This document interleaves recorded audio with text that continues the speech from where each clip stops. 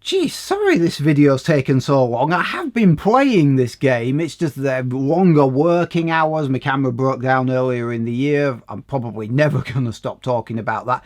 I haven't even bloody started playing Elden Ring yet. It's annoying.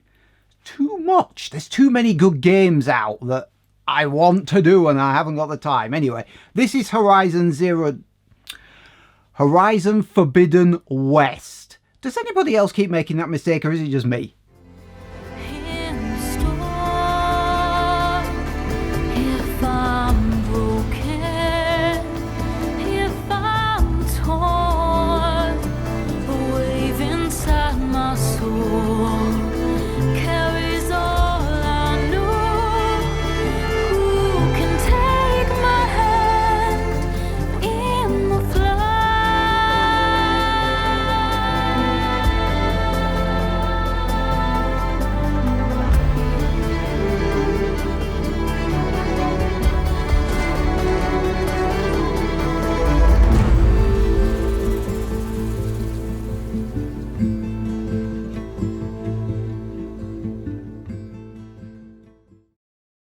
If you're not up to speed on the first game, there is a recap for those who didn't get around to playing it.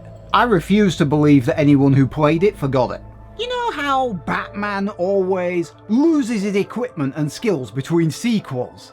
Yeah, never made any sense to me either. But Aloy has lost all her gear due to running all over the world trying to find a backup copy of Gaia. Story, plot point, reasons. Just go with it. So, what are we doing? Must be urgent since you left so fast. Delving into ancient ruins?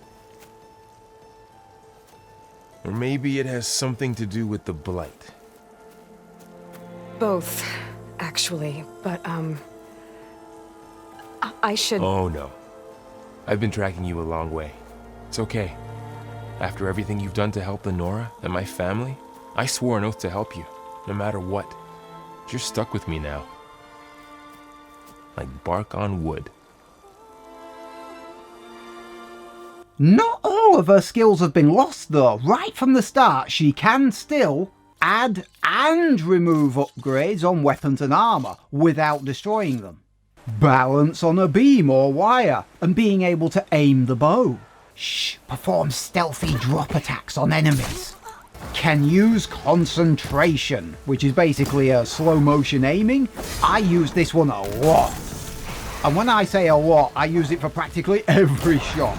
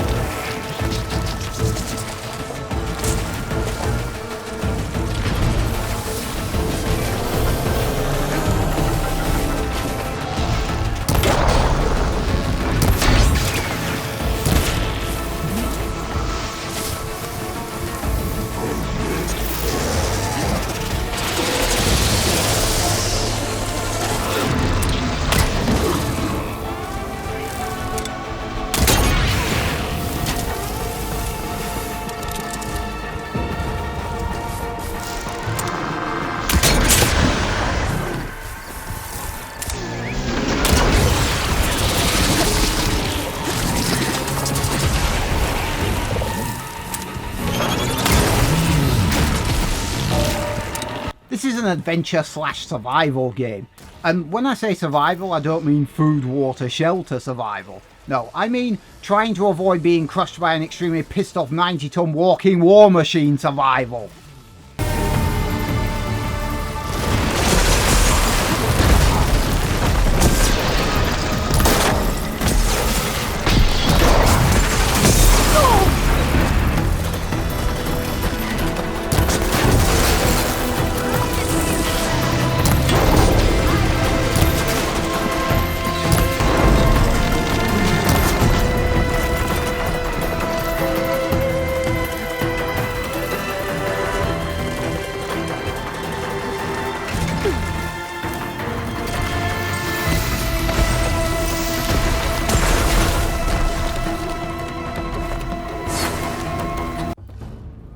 I let you in on a little secret?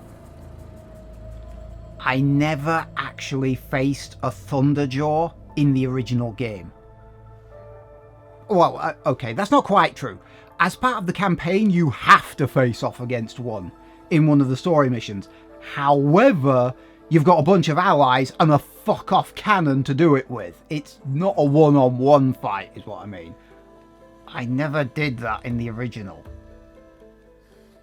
Yes, you will fight a huge number of machines, but exploration, hunting regular animals, and diving into ancient ruins are all things you'll be involved with too.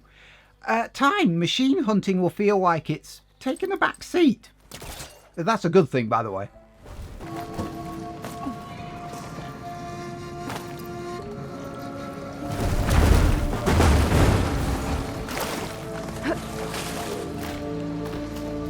Okay. Now where does this lead? I'll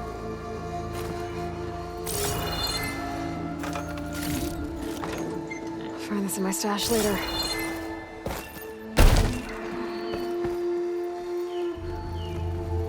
The key module.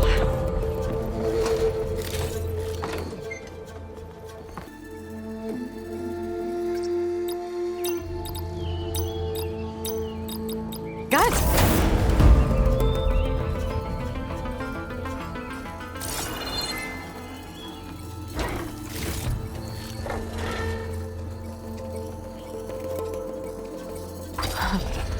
What is this thing? Guess I'll hold on to it for now. Might find a use for it later.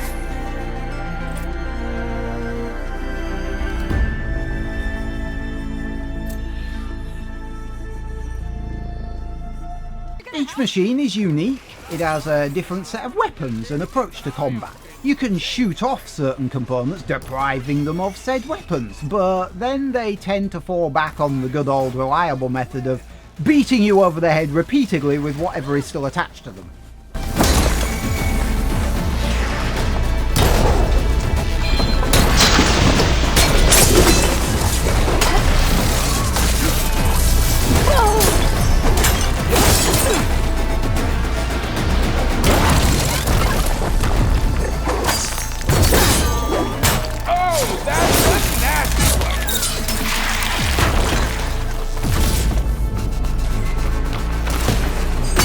On their way.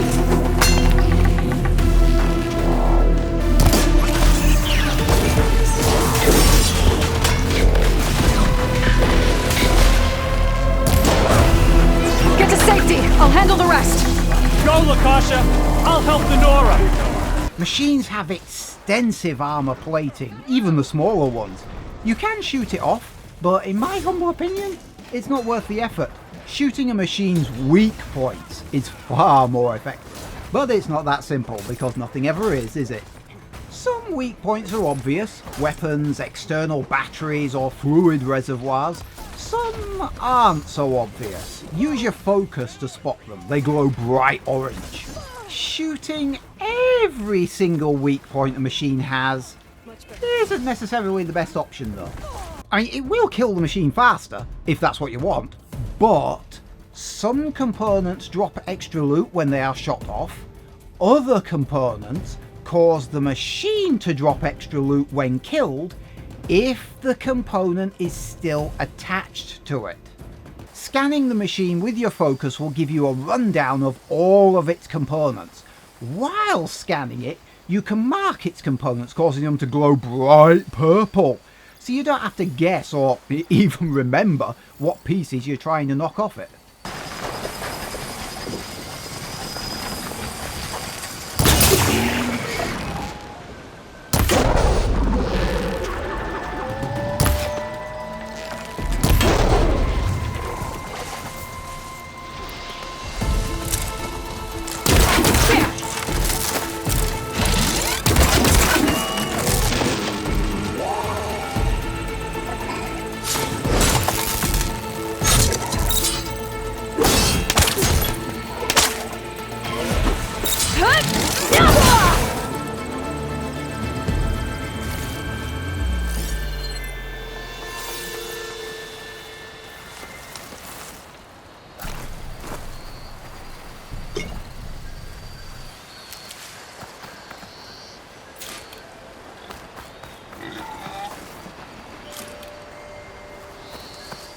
The best way to stop a machine generally is to aim for its weak points and use the elemental damage it's vulnerable to.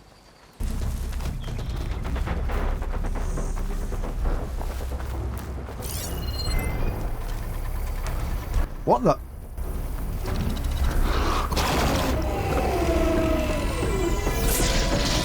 Oh, no, no, no, no, no, no, no, no, no, no!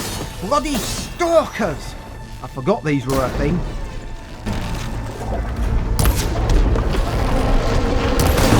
Shit, shit, shit, shit!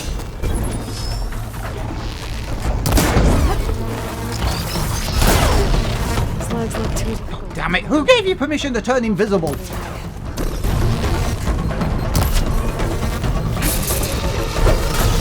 able to take that thing down.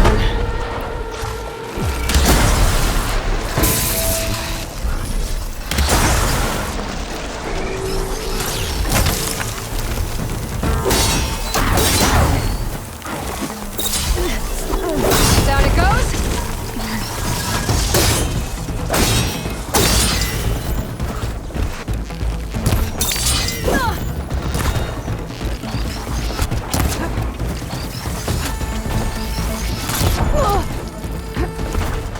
There's a lot of new machine types this time round, and you've really no idea what they're like until you find it and scan it for the first time.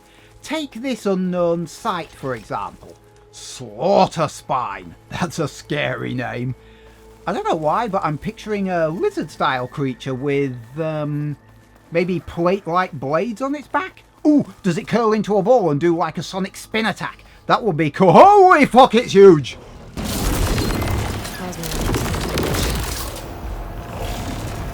It's like someone crossed a raptor with a stegosaurus and then mounted battleship-class weapons to it. That's fine. That's fine. Another thing that's fine, running in the opposite direction. Very quickly. And unashamedly. Level 45 that thing is. And oh my god, it's overrideable. Where the hell is its override? Where all the other overrides are, I imagine. Inside the cauldrons. Cauldrons are a maze of machine encounters and Uncharted-style platforming. Defeat the powerful machine at the end and you will be rewarded with the secret to turning certain machines into your allies.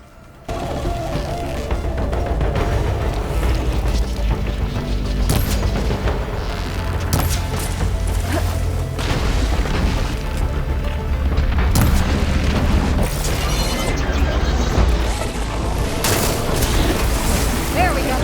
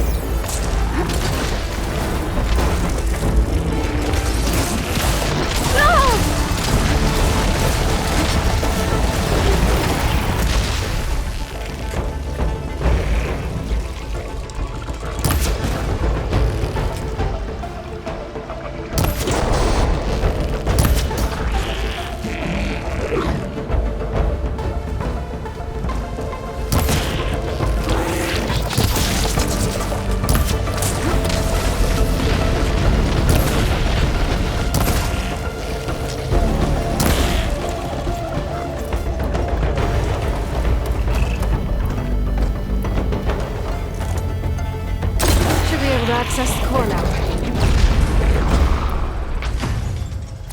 Well, you'll be given some overrides. Other overrides you'll have to repair first. Meaning you have to kick the crap out of that machine type to earn enough pieces to repair the override before you can use it. This felt like a bit of an annoying extra step to me, I'll be honest.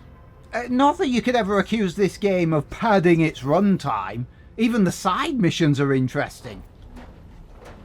I haven't said anything about the story because spoilers, and I despise spoilers. I don't even like to talk too much about the characters either, to be honest, for the same reason. After all, it is the characters that are acting as the glue that holds the story together.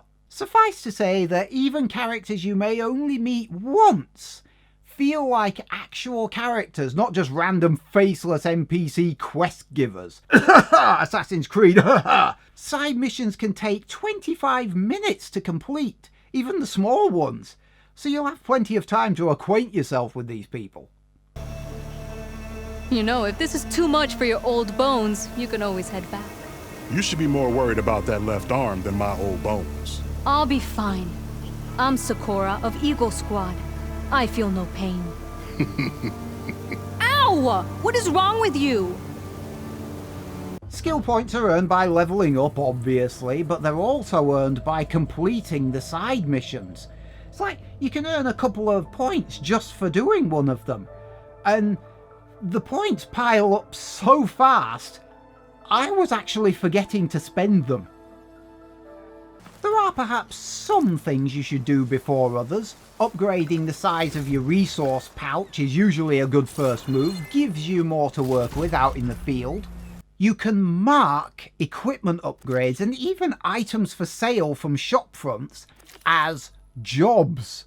And these jobs then appear in your mission screen like any other mission to be completed.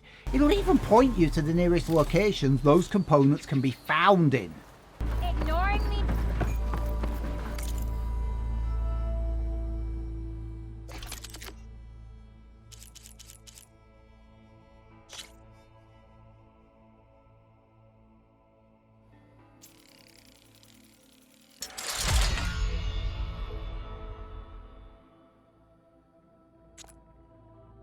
Upgrading equipment is fairly easy. You just get your hands on the components, take them to a workbench and bing, done.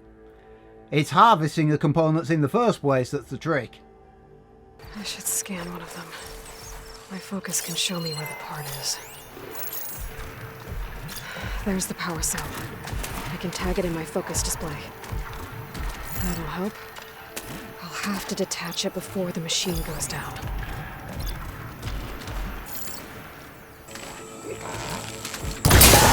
There goes the power cell.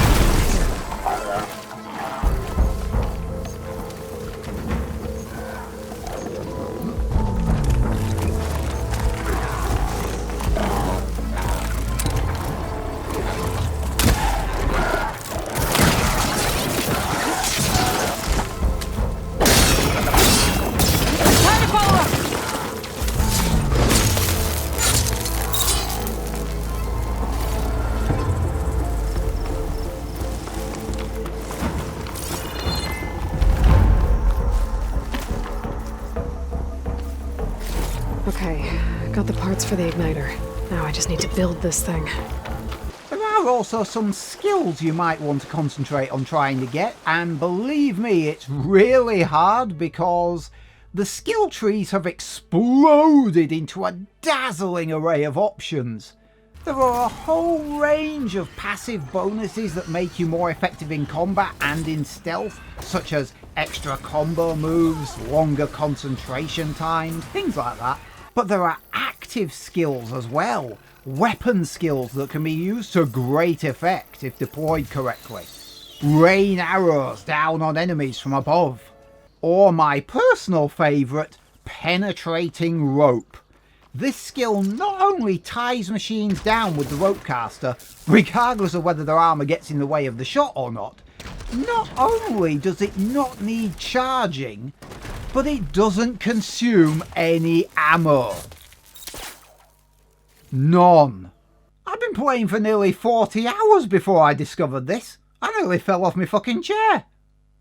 And as if all that wasn't enough, there are Valor Surges, ultimate abilities that can turn the tide in a pinch.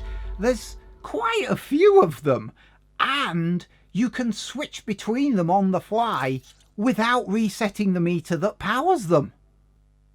Is anybody else feeling a tad overwhelmed?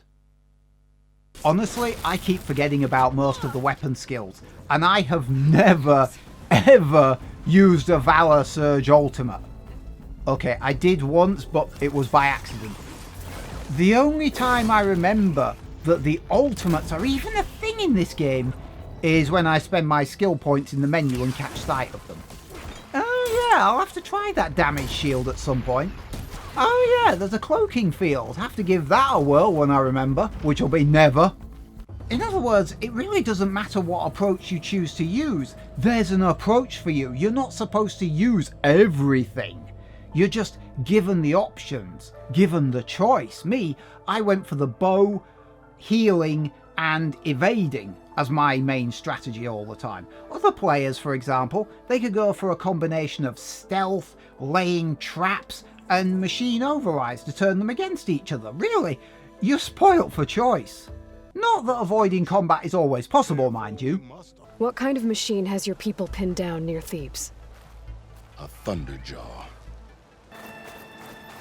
A barbarian! Run, stranger! There's a killer machine about! Yeah, The that's what machine I'm will here kill for. you! There you are. I guess we're doing this. Oh shit, it's an Apex Thunderjaw! Apex machines can dish out and take far more punishment than normal. Plus, they seem to be immune to overrides, so bang goes that approach.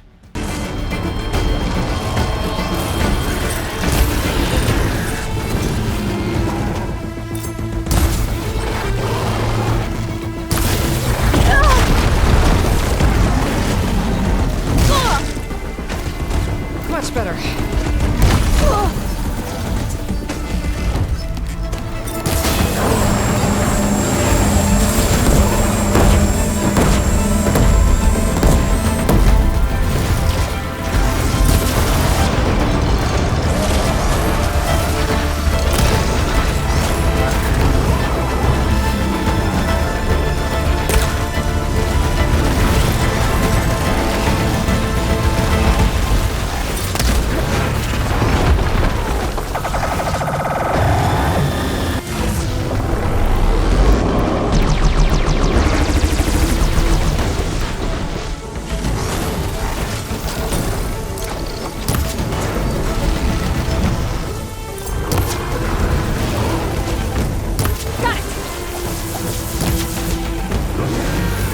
I did encounter some glitches.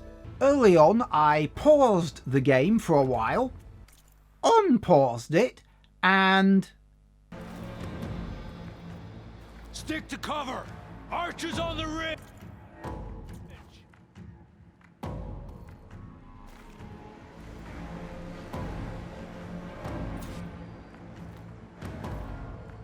Another time, I died. Then it crashed. Loaded the game, and it wouldn't stop crashing. Every single time I tried to load it, it crashed again. Fortunately, the game autosaves fairly frequently, so I loaded a slightly older game to get around the problem.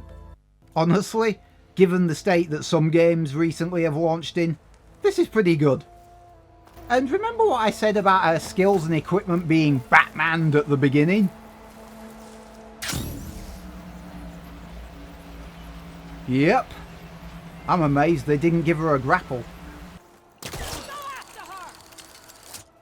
Oh, come on!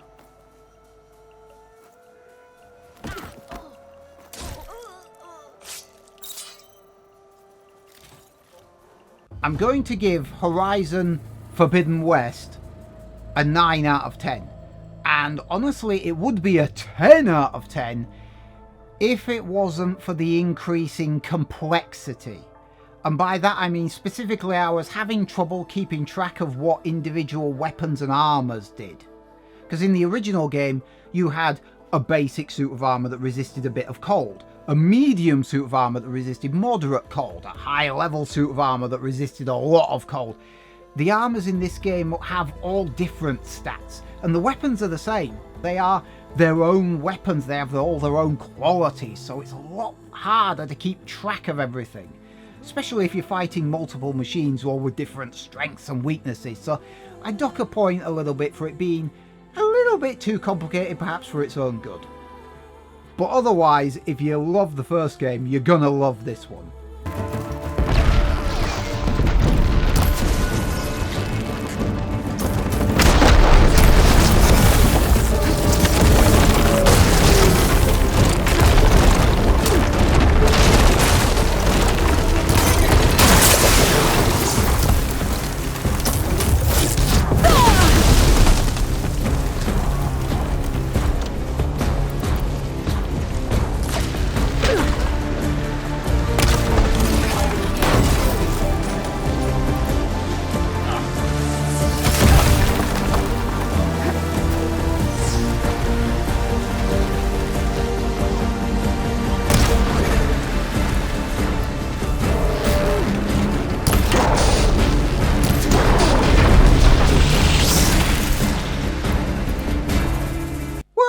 finally. I'm glad the review is over. Not necessarily that the game is over, but the review is over. Anyway, what did you think of my video? Leave a like or dislike down below. What did you think of Horizon Forbidden West? Yes, I did just have to force myself to say not Zero Dawn. Leave a comment down below. And if you can't get enough of my dulcet tones, there's a subscription button down below. There's a bell apparently that you can ring so you get notifications. Or if you want to inflict my irritating personality on someone else, you can always share instead. See you next time.